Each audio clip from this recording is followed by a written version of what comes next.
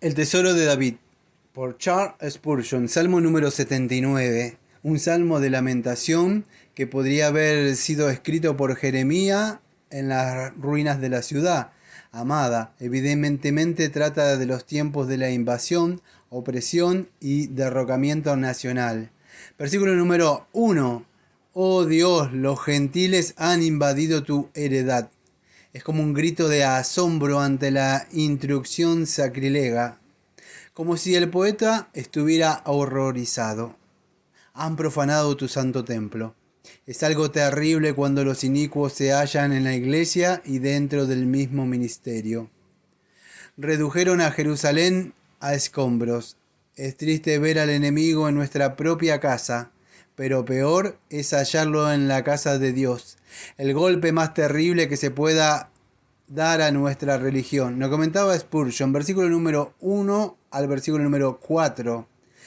En la destrucción final y más terrible, cuando las águilas romanas se habían juntado alrededor de la ciudad condenada y el templo, del cual Dios se había dicho, vayámonos de aquí, cuando no había que quedar una piedra sobre otra, cuando el fuego se había de consumir al santuario y los cimientos de Sión serían pasados bajo el arado, cuando Jerusalén había de quedar llena de sus muertos y de los hijos de Judá serían crucificados alrededor de sus muros en tales números que no quedaba lugar para más cruces, cuando los insultos, el oprobio y el escarnio era la porción amarga, cayó sobre Jerusalén. Fue como un castigo de sus muchos e invertebrados crímenes. Fue el cumplimiento de una advertencia que se le había hecho con frecuencia, pero en vano.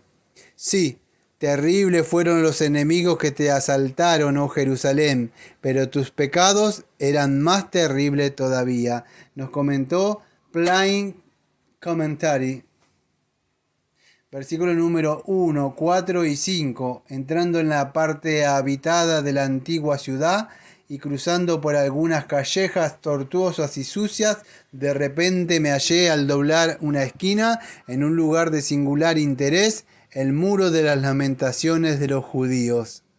Ancianos pálidos, ojerosos, gastados, vacilando apoyados en sus bastones de peregrinos, y niñas pequeñas de rostros blancos y ojos negros, como azabache, mirando pensativas, a veces a sus padres, otras al muro. Algunos estaban allí de rodillas recitando tristemente de un libro de oraciones en hebreo, con el cuerpo oscilando de un lado a otro. Algunos postrados en el suelo, apretando la frente y sus labios en la tierra. Algunos cerca de la pared, enterrando el rostro en las rendijas y grietas de las viejas piedras. Otros besándolas. Algunos con los brazos extendidos como que si quisieran abrazarlas en su pecho. Algunos bañándolas de lágrimas, y todos sollozando como si sus corazones estuvieran a punto de estallar. Era un espectáculo triste y conmovedor.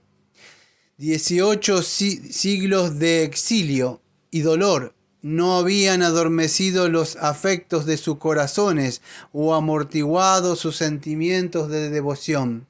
Aquí los vemos reunidos desde los confines de la tierra, pobres, despreciados, oprimidos, entre las desolaciones de su patria, entre las ruinas deshonradas de su antiguo santuario, rezando, cantando, en tonos de profunda emoción, los aves y las palabras profetas del antiguo salmista. Oh Dios, los paganos han invadido tu heredad, han profanado tu santo templo.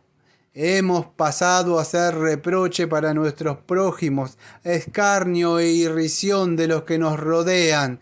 ¿Hasta cuándo, Señor, estarás enojado para siempre?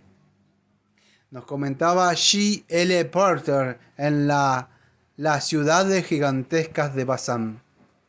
Versículo número 2 y 3.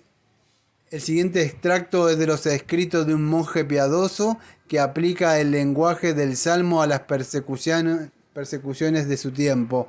Escribió en Roma durante el periodo de la Reforma y evidentemente simpatizaba con el Evangelio. En aquel tiempo, ¿qué río o qué arroyo había en nuestra Europa afligida que no fluyera con sangre de los cristianos? ¿Has visto nunca un espectáculo tan horrible? Han amontonado los cuerpos muertos de tus siervos para que los devoren las aves de presa. Los restos sin enterrar de tus santos, digo, han sido echados a las fieras de la tierra. ¿Qué mayor crueldad podrían haber cometido? Tan grande era la efusión de sangre humana en aquel tiempo que los arroyos, sí, aún los ríos alrededor del circuito de la ciudad fluían con sangre. Nos comentaba Giambattista Forlem, versículo número 3, y no hubo quien los enterrase. Han llegado a esto, que no hay ninguno que entierre los muertos de tu familia, oh Señor. ¿No puede nadie ofrecer unas palabras de tierra con que cubrir los cuerpos de tus santos asesinados? Qué contentos hemos de estar que nosotros vivimos en una época en que las trompetas no se oyen en nuestras calles. Versículo número 4. Escarnecidos y burlados de lo que están en nuestros alrededores. El hallar alegría en la miseria de otro y exultar sobre los males de otros es solo digno del diablo y de los suyos, nos comentaba Charles Haddon Spurgeon.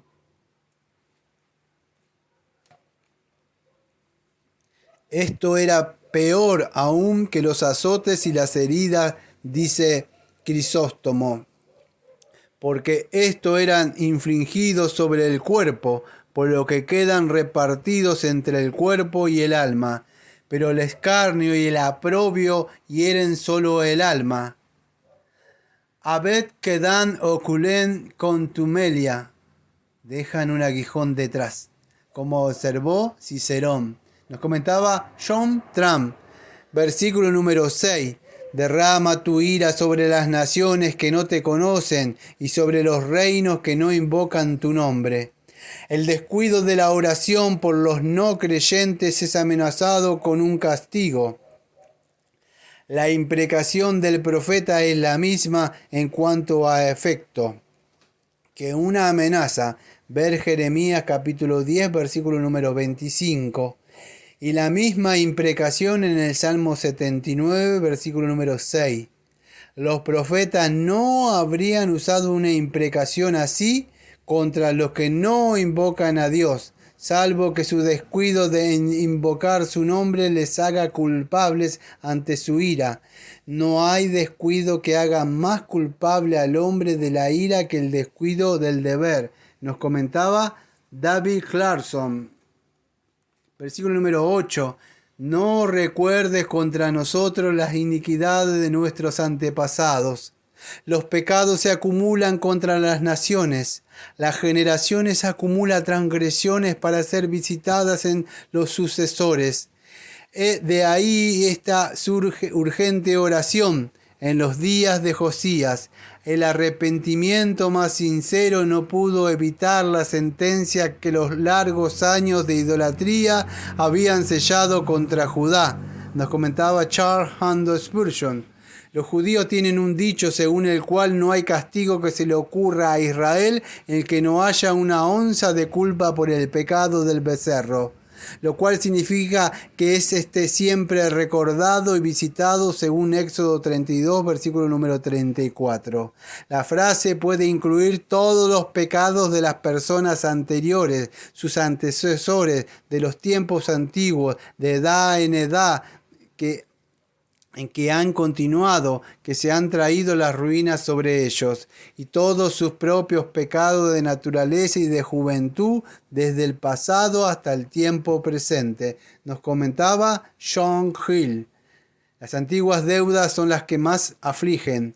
La demora en el pago aumenta el interés y la necesidad de devolución pudiendo ser inesperada, hace que la persona no esté preparada para la misma. Consideramos las antiguas llagas que reaparecen como incurables. Augusto se preguntaba si la almohada de una persona que debía mucho dinero, pero que dormía muy sosegada, tenía alguna virtud especial que daba seguridad al durmiente, y dio orden de que se la trajeran. Nos comentaba Elías Plager en Ejercicios Matutinos. Versículo número 9. Dios de nuestra salvación. Si la razón humana tuviera que juzgar de los muchos y grandes golpes con los cuales Dios ha herido y vapuleado a su pueblo, llamaría a Dios, no el salvador del pueblo, sino su destructor y opresor. Pero la fe del profeta juzga de otra manera y ve incluso en un Dios airado y severo al Dios de salvación de su pueblo. Los dioses de las naciones, aunque no afligen en las cosas temporales, no son dioses de salvación para sus adoradores, sino de perdición. Pero nuestro Dios, incluso cuando está más airado y hiere, no es un Dios de destrucción, sino de salvación. Nos comentaba Musculus. Líbranos y perdónanos nuestros pecados por amor de tu nombre. Aquí el pecado, la raíz del mal, queda visto y confesado. El perdón del pecado, así como la supresión del castigo, no son perdidos como cosas de derecho, sino como dones de la gracia. El nombre de Dios es traído por segunda vez en la súplica. Los creyentes hallarán en la sabiduría que es sabio un uso frecuente de esta noble apelación. Es un cañón de gran calibre en la batalla, el arma más poderosa en la panoplia de la oración. Nos comentaba Spurgeon. Dios es libre de escoger lo que se acomoda a su corazón y que queda más conducente a la exaltación de su gran nombre, y se deleita más en la misericordia que muestra uno que en la sangre de todos los condenados que hacen un sacrificio a su justicia. Verdaderamente tenía un objetivo más alto en su condenación del que sufrieran, y este era el hacer resaltar la gloria de su misericordia en los que son salvos. Lo comentaba William Gurnall, versículo número 11. Llegue delante de ti el gemido de los cautivos. Cuando el cautivo mira por entre las barras de hierro de noche y día, son centinelas mudos a la ventana de su celda. Y cuando sus ojos caen sobre los campos y bosques lejanos, suspira y aparta la vista de lo que ve. No dice una palabra, pero desea. Este suspiro es el deseo de ser puesto en libertad. Y Dios oye muchos suspiros de esta clase, nuestros anhelos cuando no tienen cumplimiento, los pensamientos tristes. Oh, ¿cuándo seré librado de esta carga de mi pecado y la frialdad de mi corazón? Todos estos deseos eran sus suspiros y han sido oídos arriba. Nos comentaba Philip Bennett Power. Conforme a la grandeza de tu brazo, preserva a los sentenciados a muerte. Los hombres y los demonios pueden consignarnos para perdición, en tanto que la enfermedad nos arrastra a la tumba y la aflicción nos hunde en el polvo. Pero hay uno que mantiene nuestra alma en vida, sí, y la levanta de las profundidades del abatimiento. Un cordero puede vivir entre las mandíbulas de un león, si el Señor así lo desea. Incluso el osario, la vida vence a la muerte, si Dios está cerca. Nos comentaba Charles Haddon Spurgeon. ¿No deberían las personas piadosas imitar más de cerca a su Padre Celestial en el cuidado de los que están condenados a morir? Una señora cristiana tiene una lista de todos los que han sido condenados a muerte. Siempre que hayan llegado los nombres a sus oídos, y ora por ellos cada día hasta que llega a su fin. ¿No es esta una conducta en conformidad con el corazón de Dios? Nos comentó William S. Plumer.